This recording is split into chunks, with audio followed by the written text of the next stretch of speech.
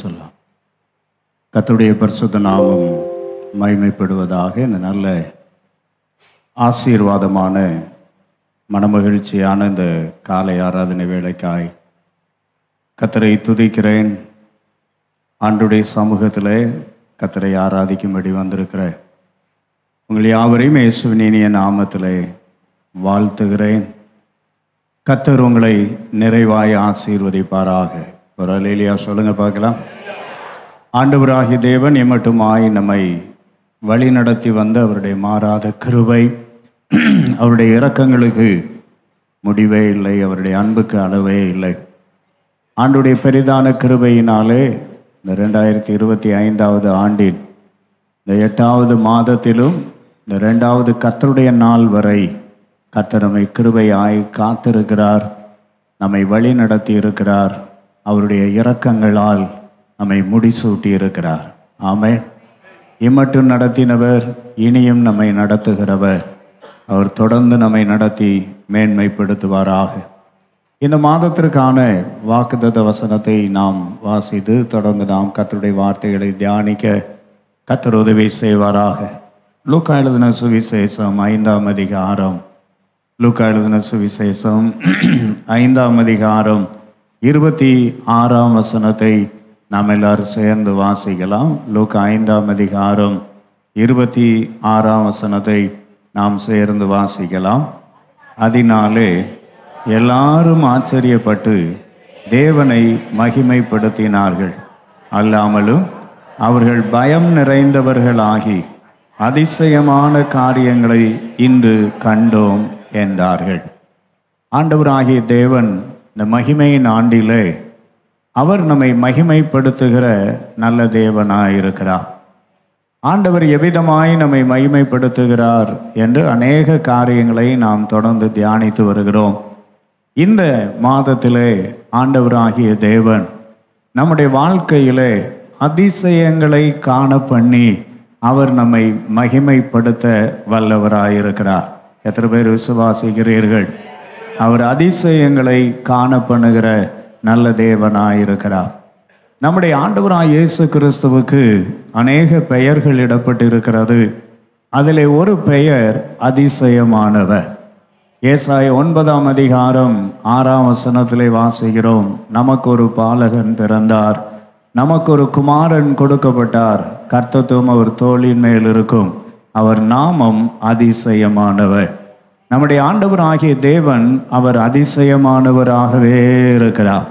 அவர் அதிசயமானவராயிருக்கிறபடினாலே இந்த மாதத்திலே கர்த்தர் அதிசயங்களை காண பண்ணுவார். எத்தனை பேர் அதை விசுவாசிக்கிறீர்கள்?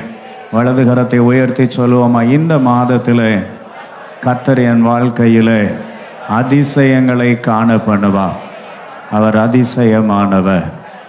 யோபின் புத்தகம் 5ஆம் அதிகாரம் 9ஆம் வசனத்திலே இப்படி வாசிக்கிறோம். யோபின் புஸ்தகம் 5ஆம் அதிகாரம் 9ஆம் வசனம், ஆராய்ந்து முடியாத பெரிய காரியங்களையும் எண்ணி முடியாத அதிசயங்களையும் அவர் செய்கிறார்.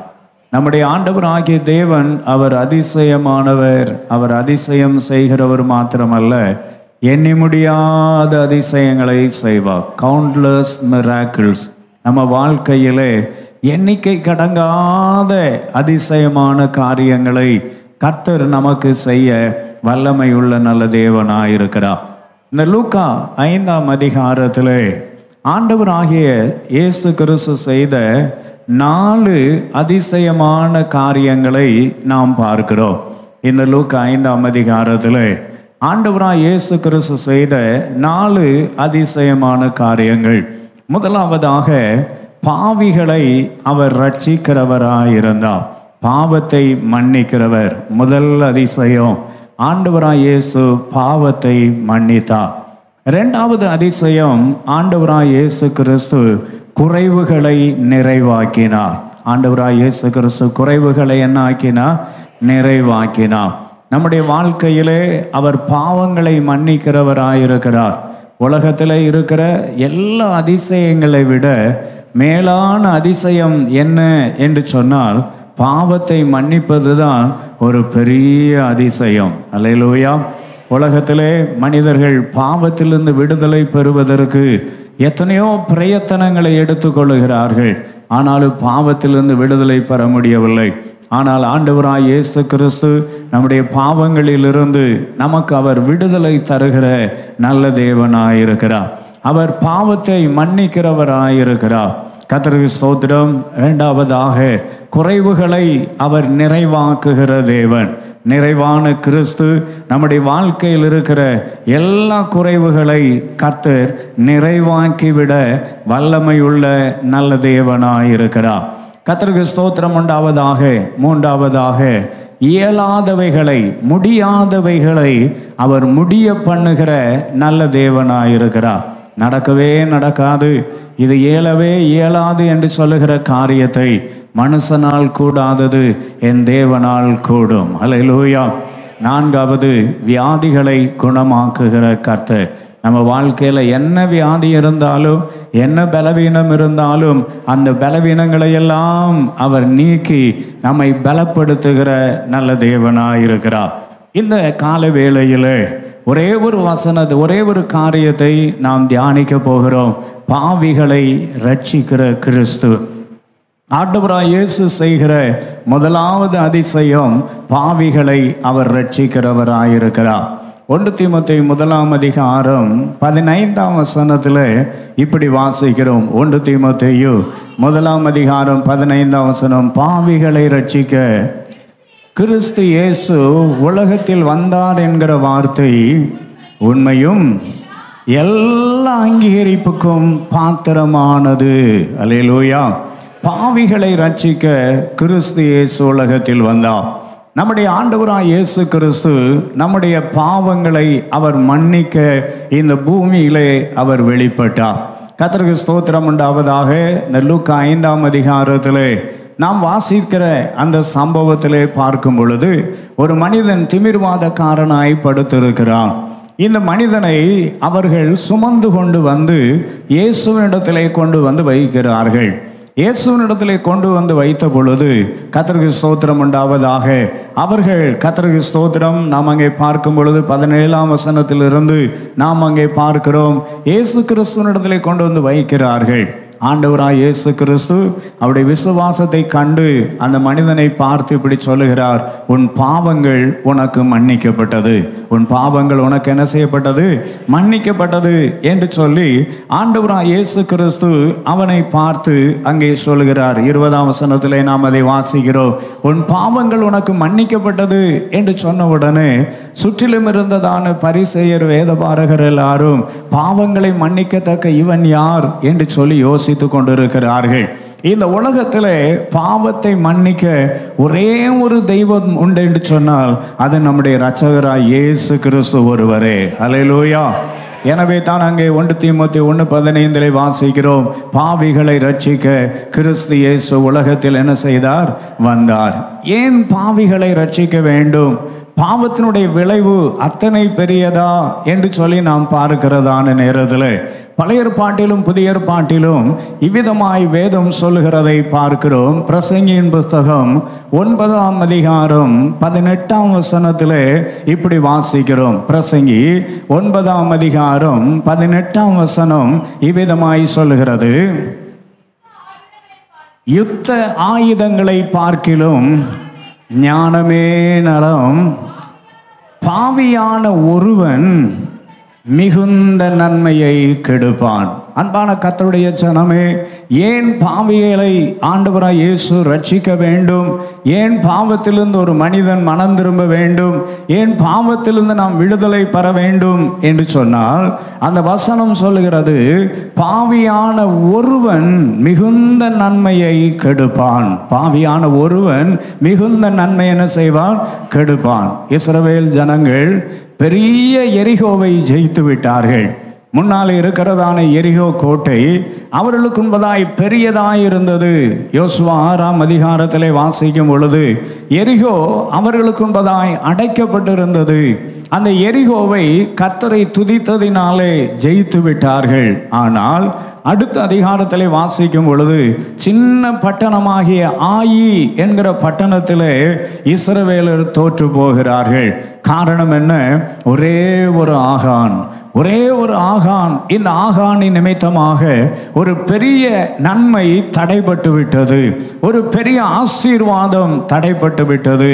அன்பான கர்த்தருடைய ஜனமே, நம்முடைய ஆண்டவராகிய தேவன் நன்மையை தருகிற கர்த்தராயிருக்கிறார். எத்தனை பேர் நன்மையை தருகிறவன் என்று விசுவாசிக்கிறீர்கள்? 85ஆம் சங்கீதம் 12ஆம் வசனம் சொல்லுகிறது, கர்த்தர் நன்மையானதை தருவார். கர்த்தர் என்ன செய்கிறவராயிருப்பார்? நன்மையானதை தருவார். அந்த நன்மையை யாருக்கு தருகிறார்? 34ஆம் சங்கீதம் 10ஆம் வசனம் சொல்லுகிறது, சிங்க குட்டிகள் தாழ்ச்சி அடைந்து பட்டினியாயிருக்கும் கர்த்தரை தேடுகிறவர்களுக்கோ ஒரு நன்மையும் குறைவுபடாது.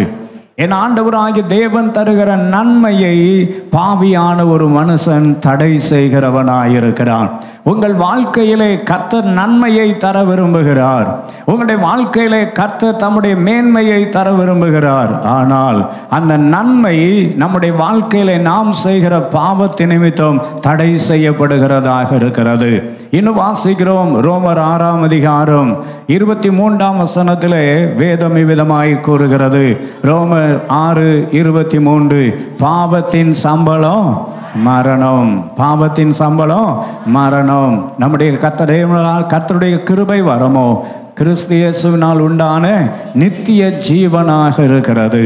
நம்ம வாழ்க்கையில பாவத்தின் சம்பளம் மரணம் என்று எழுதியிருக்கிறது.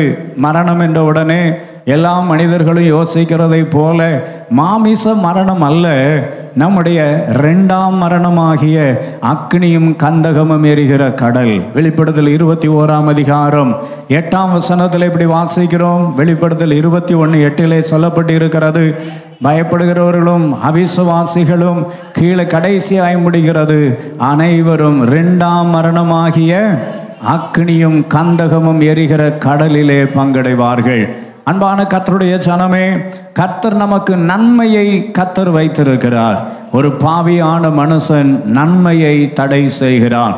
நம்முடைய வாழ்க்கையிலே ஆண்டவராகிய தேவன் நமக்காக மேன்மையான ஒரு இடத்தை ஆயத்தம் பண்ணி இருக்கிறார். யோவான் 14ஆம் அதிகாரம் 2ஆம் 3ஆம் வசனத்திலே வாசிக்கிறோம், என் பிதாவின் வீட்டில் அநேக வாசஸ்தலங்கள் உண்டு, அப்படி இல்லாதிருந்தால் நான் உங்களுக்கு சொல்லி இருப்பேன். நான் ஒரு ஸ்தலத்தை உங்களுக்காக ஆயத்தம் பண்ண போகிறேன். ஒரு ஸ்தலத்தை உங்களுக்காக ஆயத்தம் பண்ண போகிறேன். ஆயத்தம் பண்ணின பின்பு நான் இருக்கிற இடத்துல நீங்களும் இருக்கும்படி நான் மறுபடியும் வந்து உங்களை என்னிடத்திலே சேர்த்து கொள்ளுவேன்.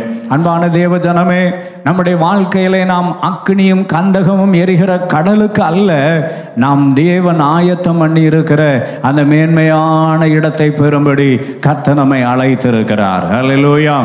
பாவியான மனிதன் நன்மையை அவன் கெடுத்து போடுகிறான். பாவியான மனிதன் தான் பெற்றுக்கொள்ள வேண்டிய நித்திய ஜீவ ராஜ்யத்தை அவன் இழந்து விடுகிறவனாயிருக்கிறான். ஆனால் நம்முடைய ஆண்டவராய் இயேசு அவர் இரக்கமுள்ள தேவனாயிருக்கிறார், அவர் அன்புள்ள தேவனாயிருக்கிறார், அவர் பாவிகளை ரட்சிக்கிறவராக இருக்கிறார்.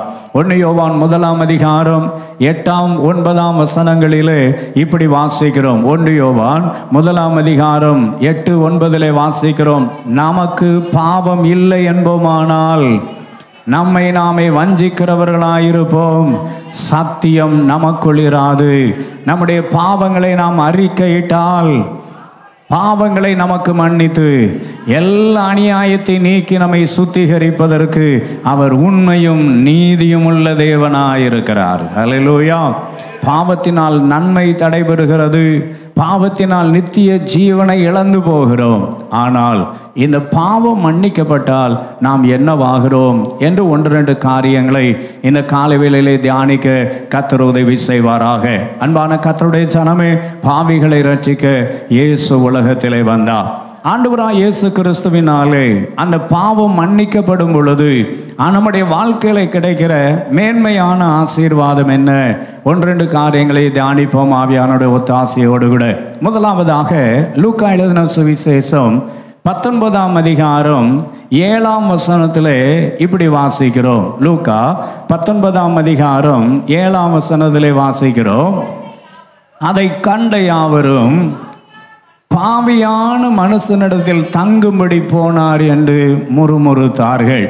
நமக்கு நன்றாய் தெரிந்ததான ஒரு வேத பகுதி. சகே எனப்பட்ட ஒரு ஆயக்காரனுக்கு தலைவன். இவருடைய வாழ்க்கையிலே ஐஸ்வர்யமுள்ள மனிதனாயிருந்தார். ஆனால் ஒரு நாளிலே அவருடைய உள்ளத்தில் ஒரு எண்ணம் வந்தது, இயேசு எப்படிப்பட்டவரோ என்று பார்க்க வகை தேடினார். இயேசுவை பார்க்க வேண்டும் என்கிற ஆசை இந்த சகேவுக்குள்ளே வந்தது.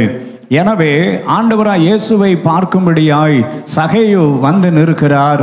அவர் குள்ளனானபடியினால் இயேசுவை காண முடியவில்லை. கூட்டத்தின் மத்தியில் அத்திமரத்தின் மேல் காட்டத்தி மரத்தின் மேல் ஏறி உட்கார்ந்து கொண்டு இயேசுவை பார்க்கும்படி அவர் வகை தேடின பொழுது நம்முடைய ஆண்டவராகிய தேவன் நம்முடைய உள்ளத்தின் ஏக்கங்களை அறிகிற நல்ல தேவன் என்று எத்தனை பேர் விசுவாசிக்கிறீர்கள்? அன்பான கர்த்தருடைய ஜனமே, 20ஆம் சங்கீதம் 4ஆம் வசனத்திலே வாசிக்கிறோம், அவர் உமது மன விருப்பத்தின்படி உமக்கு தந்தருளி என்று எழுதப்பட்டிருக்கிறது. எத்தனை பேர் விசுவாசிக்கிறீர்கள்? பக்கத்தில் பார்த்து சொல்லுங்க, உங்க விருப்பங்களை எல்லாம் என் ஆண்டவர் நிறைவேற்றுவார்.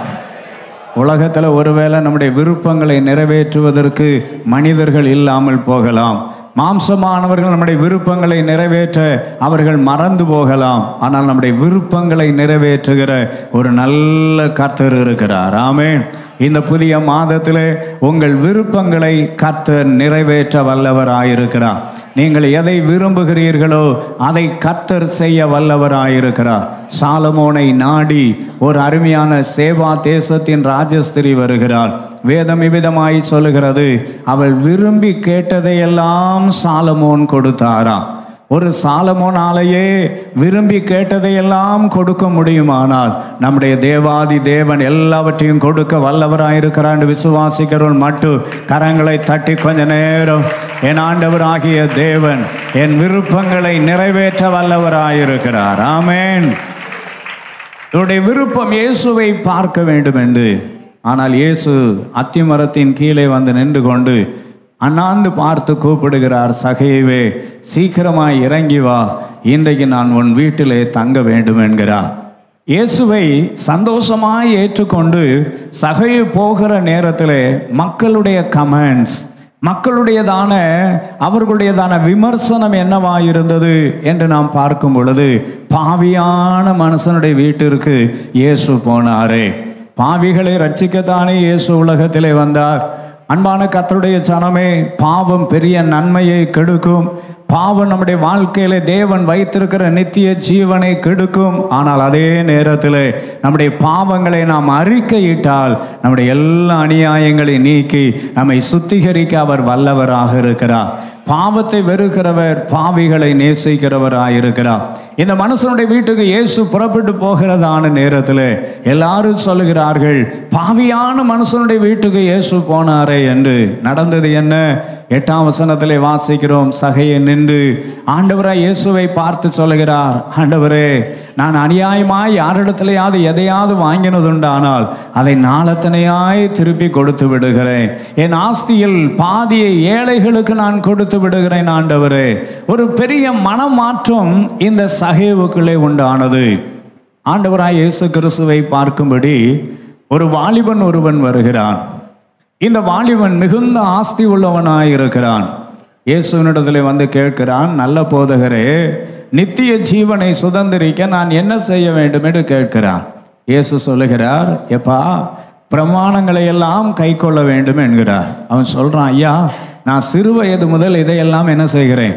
கை கொள்ளுகிறேன். இயேசு அவனை பார்த்து, அவன் மிகுந்த ஆஸ்தி உள்ளவன் என்று கண்டு இயேசு இப்படி சொன்னார், உன் ஆஸ்தியெல்லாம் விற்று தரித்திரருக்கு கொடுத்து என்னை பின்பற்றி வா, அப்போ நித்திய ஜீவனுக்கு போகலாம் என்கிறார். வேதம் சொல்லுகிறது, அவன் மிகுந்த ஆஸ்தி உள்ளவனாக இருந்தபடியினாலே அவன் துக்கத்தோடே போய்விட்டான்.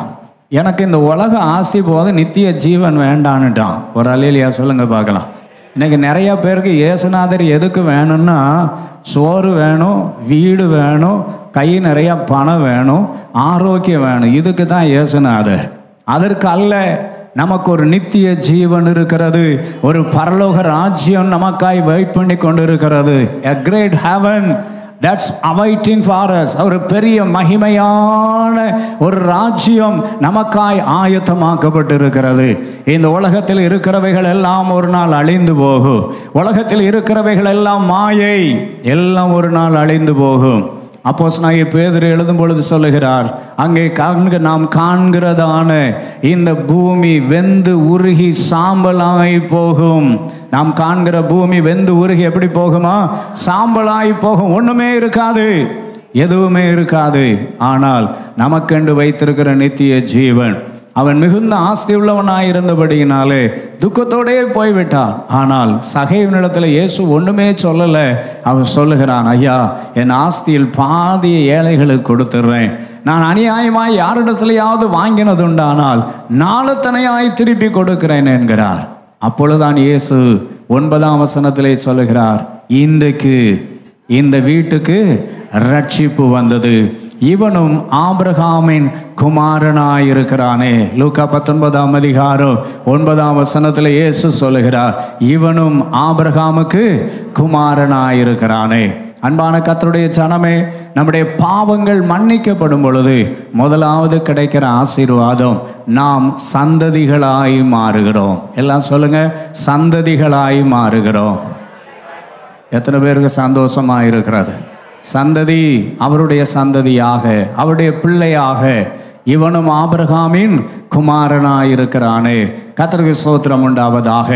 இரண்டாவது ஆசீர்வாதம் என்ன என்று நாம் பார்க்கும் பொழுது, லூக்கா எழுதின சுவிசேஷம் 7ஆம் அதிகாரம், லூக்கா எழுதின சுவிசேஷம் 7ஆம் அதிகாரம் அதனுடைய 27ஆம் வசனத்திலே நாம் இவ்விதமாக வாசிக்கிறோம். அன்னைக்கு 37ஆம் வசனத்திலே இவ்விதமாய் வாசிக்கிறோம். அப்பொழுது அந்த ஊரில் இருந்த பாவியாகிய ஒரு ஸ்திரீ அவர் பரிசேயன் வீட்டில் பந்தி இருக்கிறதை அறிந்து ஒரு பரணியில் பரிமள தைலம் கொண்டு வந்து அவருடைய பாதங்களின் அருகே பின்னாக நின்று அழுது கொண்டு அவருடைய பாதங்களை தன் கண்ணீரால் நனைத்து தன் தலைமயிரினால் துடைத்து அவருடைய பாதங்களை முத்தம் செய்து பரிமள தைலத்தை பூசினாள்.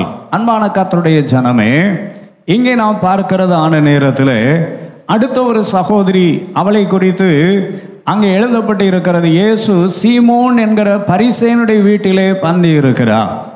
அவனுடைய வீட்டிலே இயேசு பந்தி இருக்கிறதான நேரத்தில் இங்கே அந்த பட்டணத்திலே பாவியான ஒரு ஸ்திரீ, அவளுக்கு பெயரே என்ன ஸ்திரீ தான் எழுதியிருக்கிறது, பேரே இல்லையாங்க.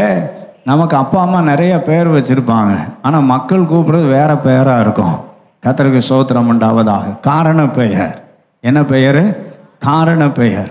கர்த்தருக்கு ஸ்தோத்திரம் உண்டாவதாக. அந்த போது பாரு சண்டைக்கோழி, ஒரு அல்லேலூயா சொல்லுங்க பார்க்கலாம். கர்த்தருக்கு ஸ்தோத்திரம்.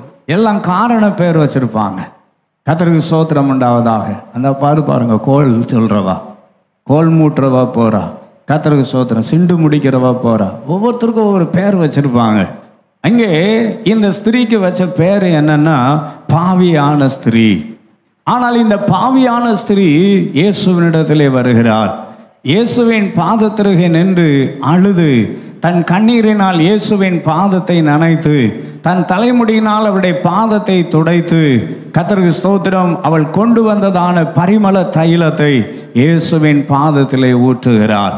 இதை பார்த்து கொண்டே இருக்கிற சீமோன் பரிசேயன் தன் உள்ளத்தில் யோசிக்கிறார், இவர் தீர்க்கதரிசி அல்லவா? தன்னை தொடுகிறவள் எல்லார் என்று அவருக்கு தெரியாதா? தன்னை யார் தொடுகிறார் என்று தெரியாதா? கர்த்தருக்கு ஸ்தோத்திரம் உண்டாவதாக. ஆண்டவராய் இயேசு கிறிஸ்து அவருடைய எண்ணத்தை அறிந்து ஆண்டவராய் இயேசு விதமாய் சொல்லுகிறார். கர்த்தருக்கு ஸ்தோத்திரம். இயேசு எப்பொழுதுமே ஓமானங்களை பேசுகிறவராய் இருக்கிறார். ஓமானங்களை என்ன செய்கிறவர்? பேசுகிறவர். லூக்கா 7ஆம் அதிகாரத்தில் நான் வாசிக்கிறதான நேரத்தில் ஆண்டவராய் இயேசு கிறிஸ்து ஒரு ஓமானத்தை சொல்லுகிறார், ஓமையை சொல்லுகிறார். என்ன என்று நாம் பார்க்கிறதான நேரத்தில் ஒருவனிடத்தில் 2 பேர் கடன் பட்டு இருந்தார்கள். 41ஆம் வசனத்திலிருந்து வாசிக்கிறோம்.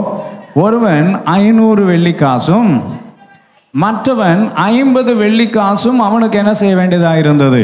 கொடுக்க வேண்டியதாக இருந்தது. இப்போ என்ன செய்கிறான்? அந்த கடன் கொடுத்தவன் 2 பேரையும் கூப்பிட்டு 2 கடனையும் நிவர்த்தி ஆக்கி விட்டான். இப்போ யார் அந்த எஜமான இடத்துல மிகுந்த அன்பு கூறுவான் என்று சொன்ன பொழுது, எவனுக்கு அதிகமாக கடனை மன்னித்து விட்டானோ அவன்தான் அதிகமாக என்ன செய்வான்? அன்பாக இருப்பான் என்று சொன்னான். கர்த்தருக்கு ஸ்தோத்திரம். அப்போ இயேசு சொல்லுகிறார், இவருடைய அநேக பாவங்கள் இவளுக்கு என்ன செய்யப்பட்டது? மன்னிக்கப்பட்டது. 47ஆம் வசனத்தில் இவ்விதமாய் வாசிக்கிறோம். நான் உனக்கு சொல்லுகிறேன், இவள் செய்த அநேக பாவங்கள் மன்னிக்கப்பட்டது, இவள் மிகவும் அன்பு கூர்ந்தாள். ஒரு அல்லேலூயா சொல்லுங்க பார்க்கலாம். உற்சாகமா அல்லேலூயா சொல்லுவோமா? அன்பான கர்த்தருடைய ஜனமே, இந்த அருமையான சகோதரி அதிகமான பாவம் செய்தவள். எத்தனை பாவமானாலும் பரவாயில்லை, கர்த்தருடைய வேதம் விவிதமாய் சொல்லுகிறதை நாம் பார்க்கிறோம். சங்கீதத்திலே 103ஆம் சங்கீதத்தினுடைய 10ஆம் வசனத்திலும் 12ஆம் வசனத்திலும் இப்படி வாசிக்கிறோம். அங்கே 103ஆம் சங்கீதம் 10ஆம் வசனம் சொல்லுகிறது, அவர் நம்முடைய பாவங்களுக்கு தக்கதாக நமக்கு செய்யாதவர். நம்முடைய பாவங்களுக்கு தக்கதாக நமக்கு என்ன செய்யாதவர்? செய்யாதவர். நம்ம செஞ்ச பாவத்துக்கு தக்கவாறு தண்டனை கொடுத்தா நம்மளால் தாங்கவே முடியாது. நம்மளால் என்ன செய்ய முடியாது? தாங்கவே முடியாது. பாவங்களுக்கு தக்கதாக அவர் செய்யாதவர். 12ஆம் வசனத்திலே வாசிக்கிறோம், மேற்குக்கும் கிழக்குக்கும் எவ்வளவு தூரமோ அவ்வளவு தூரமாய் நம்முடைய பாவங்களை நம்மை விட்டு என்ன செய்து விட்டார்? விலக்கி விட்டார். நம்முடைய பாவங்களை நம்மை விட்டு என்ன செய்து விட்டார்? விலக்கி விட்டார். அன்பான கர்த்தருடைய ஜனமே, இந்த அருமையான சகோதரி செய்த பாவங்களை இயேசு மன்னித்தார். இயேசு அவளுக்கு என்ன செய்தார்? மன்னித்தார். கர்த்தருக்கு ஸ்தோத்திரம் உண்டாவதாக. 48ஆம் வசனத்தில் இப்படி வாசிக்கிறோம். லூக்கா 7ஆம் அதிகாரம் 48ஆம் வசனத்திலே, உன் பாவங்கள் உனக்கு மன்னிக்கப்பட்டது என்றார். அன்பான கர்த்தருடைய ஜனமே, முதலாவது பாவம் மன்னிக்கப்பட்டவன் சந்ததியாய் மாறுகிறான். இரண்டாவது பாவம் மன்னிக்கப்பட்டவர் சாட்சியாய் மாறுகிறான். அன்பான கர்த்தருடைய ஜனமே, கர்த்தர் உங்களுடைய பாவத்தை மன்னித்தது உண்டானால் நீங்கள் சாட்சிகளாயிருப்பீர்கள். நீங்கள் எப்படி இருப்பீர்கள்? சாட்சிகளாயிருப்பீர்கள். என் ஆண்டவராய் இயேசு உங்களையும் என்னை தெரிந்து கொண்டதின் நோக்கம் நாம் உலகத்திற்கு சாட்சிகளாய் மாற வேண்டும். அப்போஸ்தலர் 1:8 சொல்லுகிறது, பரிசுத்த ஆவி உங்களிடத்தில் வரும்பொழுது நீங்கள் பலனடைந்து எருசலேமிலும் யூதேயா முழுவதிலும் சமாரியாவிலும் பூமியின் கடைசி பரிந்து எனக்கு எப்படி இருப்பீர்கள்? சாட்சிகளாயிருப்பீர்கள். அன்பான கர்த்தருடைய ஜனமே, முதலாவது பாவம் மன்னிக்கப்பட்ட சகையு சந்ததியாய் மாறினார். பாவம் மன்னிக்கப்பட்டதான இந்த சகோதரி அவள் சாட்சியாய் மாறினாள். கர்த்தர் நம்மையும் சாட்சியாய் மாற்றுவாராக. இன்னும் நாம் வாசிக்கும் பொழுது அதே லூக்கா 5ஆம் அதிகாரம் அதனுடையதான கர்த்தருக்கு ஸ்தோத்திரம் உண்டாவதாக 8ஆம் வசனத்தில் இப்படி வாசிக்கிறோம். லூக்கா 5ஆம் அதிகாரம் 8ஆம் வசனம், சீமோன் பேதுரு அதை கண்டு இயேசுவின் பாதத்தில் விழுந்து, ஆண்டவரே, நான் பாவியான மனுஷன், நீர் என்னை விட்டு போக வேண்டும் என்றார். கர்த்தருக்கு ஸ்தோத்திரம் உண்டாவதாக. அன்பான தெய்வ ஜனமே, ஆண்டவராய் இயேசு கிறிஸ்து கனசரேத்து கடல் அருகே போய் நிற்கிறார். ஆண்டவராய் இயேசு போய் நிற்கிறதான நேரத்தில் அநேக படவுகள் இருக்கிறது. இயேசுவின் பார்வையில் 2 படவுகள் கண்படுகிறது. அந்த 2 படவுகளிலே ஒன்றை தெரிந்து கொள்கிறார். வேதம் சொல்கிறது அது சீமோனுடையதாயிருந்தது. அது யாருடையதாயிருந்தது? சீமோனுடையதாயிருந்தது. அன்பு தேவ ஜனமே, உலகத்தில் இருக்கிற அத்தனை மனிதர்கள் மத்தியிலே உங்களை கர்த்தர் தெரிந்தெடுத்திருக்கிறார். உற்சாகமா அல்லேலூயா சொல்லுங்க பார்க்கலாம். கடற்கரையில் எத்தனையோ படவுகள் இருந்திருக்கலாம், ஆனால் இயேசுவின் கண்களில் 2 படவுகள் பட்டது. அதில் ஒரு படகை கர்த்தர் தெரிந்து கொண்டார். வேதம் இவ்விதமாய் சொல்லுகிறது, ஊருக்கு ஒன்றும் வம்சத்துக்கு 2 பேருமாய் கர்த்தர் நம்மை தெரிந்தெடுத்திருக்கிறாராம். ஒரு அல்லேலூயா சொல்லுங்க. அங்கே 65ஆம் சங்கீதம் 4ஆம் வசனத்திலே வாசிக்கிறோம், உம்முடைய பிரகாரங்களில் வாசமாயிருக்கும்படி நீர் தெரிந்து கொண்டு சேர்த்து கொள்ளுகிறவன். நம்மளை ஆண்டவர் என்ன செய்திருக்கிறார்? தெரிந்து கொண்டு இருக்கிறார். இந்த சீமோனின் படகை கர்த்தர் தெரிந்து கொண்டார். தெரிந்து கொண்டிருக்கிறதான படகு எப்படி இருக்கிறது என்றால் அது வெறுமையானதாக இருக்கிறது. இந்த தெரிந்து கொள்ளப்பட்ட படகு எப்படி இருக்கிறது என்றால் பிரயாசத்தின் பலனை அனுபவிக்க முடியாததாக இருக்கிறது. ஒருவேளை நாம சொல்லலாம், ஆண்டவர் என்னை தெரிந்து கொண்டு இருக்கிறார், என் வாழ்க்கை ஏன் இப்படி இருக்கிறது? உங்கள் வாழ்க்கை ஒருவேளை பரிதாபமான நிலைமையில் இருக்கலாம். உங்களுடைய பிரயாசத்தின் பலன் கிடைக்காமல் இருக்கலாம். ஒருவேளை பூமிக்குரிய பிரயாசம் மாத்திரம் அல்ல, ஆவிக்குரிய பிரயாசங்களின் பலனை கூட நீங்கள் அனுபவிக்காமல் இருக்கலாம். ஆனால் கர்த்தர் நம்முடைய பிரயாசத்தின் பலனை நமக்கு தர என் தேவன் வல்லவர் என்று எத்தனை பேர் விசுவாசிக்கிறீர்கள்? 128 சங்கீதம் 2ஆம் வசனம் சொல்கிறது, உன் தன் பிரயாசத்தின் பலனை அவன் சாப்பிடுவான். உன் கைகளின் பிரயாசத்தை நீ சாப்பிடுவாய், உனக்கு பாக்கியமும் நன்மை உண்டாயிருக்கும். என் கையின் பிரயாசத்தை கர்த்தர் ஆசீர்வதிப்பா. ஒருவேளை வெறும் படகா இருக்கலாம், பரவாயில்லை. ஆண்டவர் தெரிந்தெடுத்தவனை நிச்சயமாகவே கர்த்தர் ஒரு நாளும் வெட்கப்பட விடுகிறவரும் அல்ல, கைவிடுகிற தேவனும் அல்லவே அல்ல. அல்லேலூயா, கர்த்தருக்கு ஸ்தோத்திரம். அன்பான தேவ ஜனமே, இப்பொழுது இந்த சீமோனின் படகை கர்த்தர் தெரிந்து கொள்கிறார். உட்கார்ந்து பிரசங்கிக்கிறார். பிரசங்கித்து முடித்துவிட்டு இயேசு அவர்களை பார்த்து சொல்லுகிறார், நீங்கள் சற்று தள்ளி போய் ஆழத்தில் உங்கள் வலைகளை என்ன செய்யுங்கள்?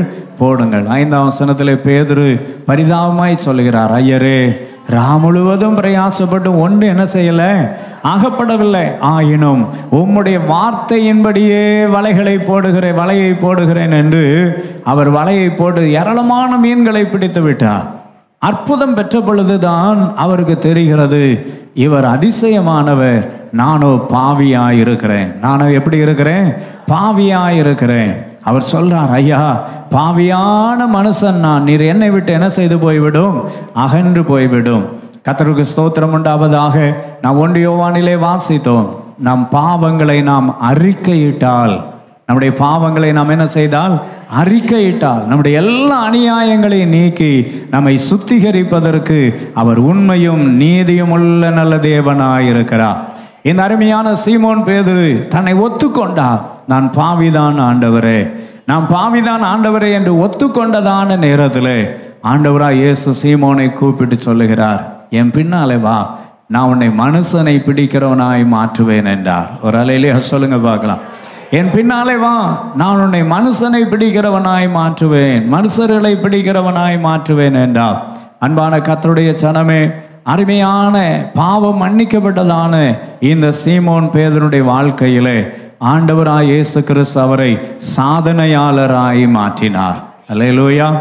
ஒரு மனுஷனை சந்ததியாய் மாற்றினார். அந்த சகோதரியை கர்த்தருக்கு ஸ்தோத்திரம் சாட்சியாய் மாற்றினார். இந்த அருமையான சீமோன் பேதுருவை சாதனையாளராய் மாற்றினார். என்ன சாதனை? வேதத்திலே நாம் பார்க்கிறதான நேரத்தில் முதல் கடல்ல நடந்த மனுஷன் ஒருத்தன் உண்டுன்னா இயேசுநாதருக்கு பிறகு அது சீமோன் பேதுரு தான். ரொம்ப பலவீனமா இல்லையா சொல்றீங்களே? ரொம்ப பரிதாபமா இருக்குது. ஐயோ பாவம், அந்த மனுஷன் ஐயா கடல்ல நடந்தாரு, நம்மளை கொஞ்சம் நடக்க விட்டுருக்கலாமேங்கிற மாதிரி இருக்கு. அல்லேலூயா. சாதனையாளனாய் கர்த்தர் அந்த பேதுருவை மாற்றினார். அன்பான கர்த்தருடைய ஜனமே, அங்கு வேதம் சொல்லுகிறது, ஆண்டவராய் இயேசு தண்ணியிலே நடந்து வருகிறார். படகுல 12 அப்போஸ்தலர்கள் இருக்கிறார்கள். ஒருவராவது ஐயரே நீரே ஆனால் நானும் வாரேன்னு சொல்லலை. ஆனால் சீமோன் பேதுரு சொல்றார், நீரே ஆனால் நானும் என்ன செய்கிறேன்? தண்ணியில் நடக்கிறேன். தண்ணீரில் இறங்கி தண்ணீரில் நடந்த முதல் மனிதன் அருமையான அப்போஸ்தலனாகிய பேதுரு. அல்லேலூயா, கர்த்தருக்கு ஸ்தோத்திரம். அது மாத்திரம் அல்ல, நான் வேதத்திலே வாசிக்கிறதான நேரத்தில் அப்போஸ்தலர் நடபடிகள் 2ஆம் அதிகாரம், அப்போஸ்தலர் நடபடிகள் 2ஆம் அதிகாரத்திலே நான் வாசிக்கும் பொழுது கர்த்தருடைய வேத வசனம் நமக்கு இவ்விதமாய் சொல்லுகிறதை நாம் பார்க்கிறோம். கர்த்தருக்கு ஸ்தோத்திரம் உண்டாவதாக. அங்கே நாம் வேதத்திலே வாசிக்கும் பொழுது அநேகர் இயேசுவை ஏற்றுக்கொண்டால் 41ஆம் வசனத்திலே வாசிக்கிறோம், அவனுடைய வார்த்தையை சந்தோஷமாய் ஏற்றுக்கொண்டவர்கள் ஞான ஸ்நானம் பெற்றார்கள். அன்றைய தினம் ஏறக்குறைய 3000 பேர் சேர்த்து கொள்ளப்பட்டார்கள். ஒரு அல்லேலூயா சொல்லுங்க பார்க்கலாம். அவரை எப்படி சாதனையாளராய் மாற்றினார்? முதலாவது தண்ணீரின் மேல் நடந்த மனிதன். தண்ணீரின் மேல் என்ன செய்தவர்? நடந்த மனிதன். அது மாத்திரம் அல்ல, அவர்தான் முதலாவதாக இயேசுவினிடத்திலே 3000 பேர் என்ன செய்யப்பட்டார்களாம்? சேர்க்கப்பட்டார்கள். ஏறக்குறைய எத்தனை பேர் சேர்க்கப்பட்டார்கள்? 3000 பேர் சேர்க்கப்பட்டார்கள். கர்த்தருக்கு ஸ்தோத்திரம் உண்டாவதாக. 38ஆம் வசனத்தில் தான் அவர் சொல்றார், பேதுரு அவர்களை நோக்கி, நீங்கள் மனம் திரும்பி ஒவ்வொருவரும் பாவ மன்னிப்புக்கென்று இயேசு கிறிஸ்துவின் நாமத்தினாலே ஞானஸ்நானம் பெற்றுக்கொள்ளுங்கள், அப்பொழுது பரிசுத்தாவின் வரத்தை பெறுவீர்கள். அதைத்தான் எழுதியிருக்கிற 41ஆம் வசனத்திலே. இந்த வசனத்தை சந்தோஷமாய் ஏற்றுக்கொண்டவர்கள் என்ன செய்தார்களாம்? அவனுடைய வார்த்தையை சந்தோஷமாய் ஏற்றுக்கொண்டவர்கள் ஞான ஸ்நானம் பெற்றார்கள். அன்றைய தினம் ஏறக்குறைய கர்த்தருக்கு ஸ்தோத்திரம் 3000 பேர் என்ன செய்யப்பட்டார்கள்? சேர்த்து கொள்ளப்பட்டார்கள். 4ஆம் அதிகாரம் 4ஆம் வசனத்திலே விதமாய் வாசிக்கிறோம், வசனத்தை கேட்டவர்களில் அநேகர் விசுவாசித்தார்கள். அவர்கள் தொகை ஏறக்குறைய எப்படி இருந்தது? 5000 இருந்தது. 3000 இருந்தது, 5000 மாறிற்று. கர்த்தருக்கு ஸ்தோத்திரம். 13ஆம் வசனத்திலே நான் வாசிக்கிறோம், 4ஆம் அதிகாரம் 13ஆம் வசனத்திலே சொல்லப்பட்டு இருக்கிறது, பேதுருவும் யோவானும் பேசுகிற தைரியத்தை அவர்கள் கண்டபோது அவர்கள் படிப்பறியாதவர்கள் என்றும் பேதமையுள்ளவர்கள் என்றும் ஆச்சரியப்பட்டு இவர்கள் இயேசுவுடனே கூட இருந்தவர்கள் என்று அறிந்து கர்த்தருக்கு ஸ்தோத்திரம் ஆச்சரியப்பட்டார்கள்.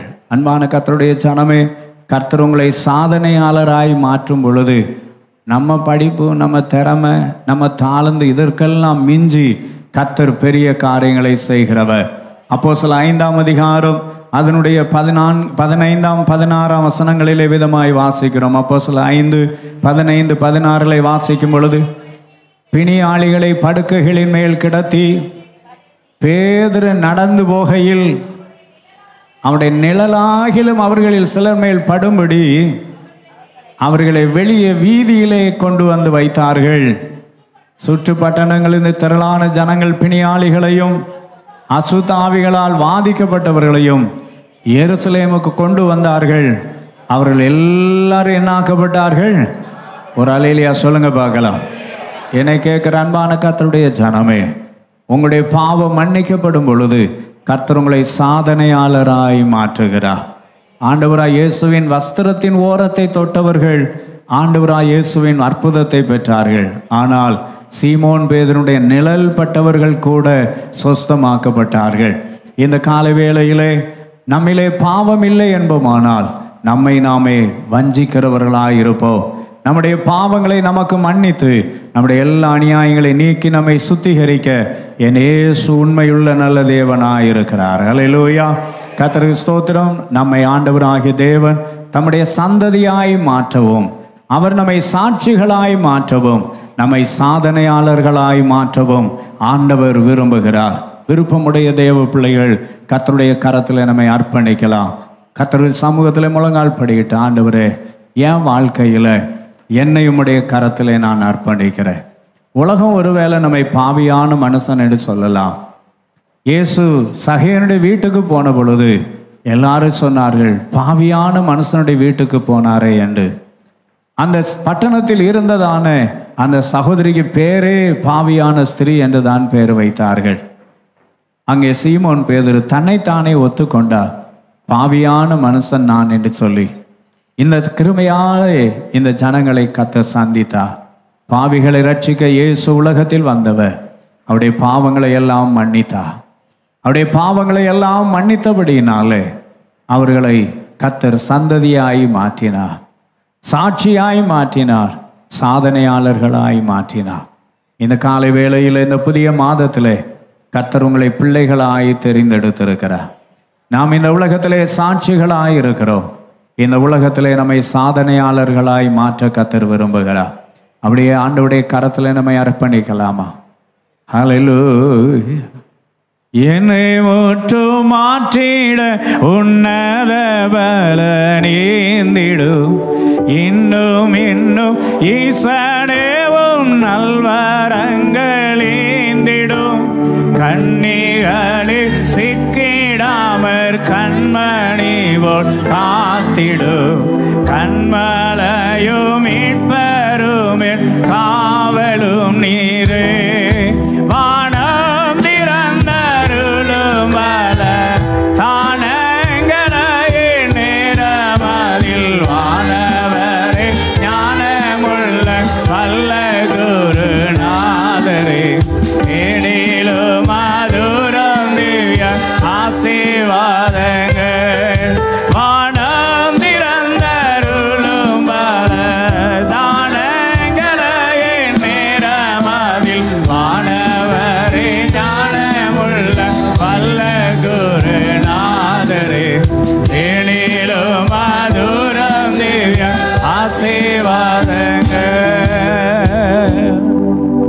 நம்முடைய வாழ்க்கையில ஆண்டவர் தந்திருக்கிற நன்மையை நாம் கெடுத்து போடாதபடி, அவர் நமக்கென்று வைத்திருக்கிற நித்திய ஜீவனை நாம் இழந்து விடாதபடி நம்மை நாம் ஆண்டவரிடத்தில் அர்ப்பணித்தால் அவர் தம்முடைய சந்ததியாய் மாற்றவும், நம்மை சாட்சிகளாய் மாற்றவும், நம்மை சாதனையாளர்களாய் மாற்றவும் என் தேவன் வல்லமை உள்ள நல்ல தேவனாயிருக்கிறார்.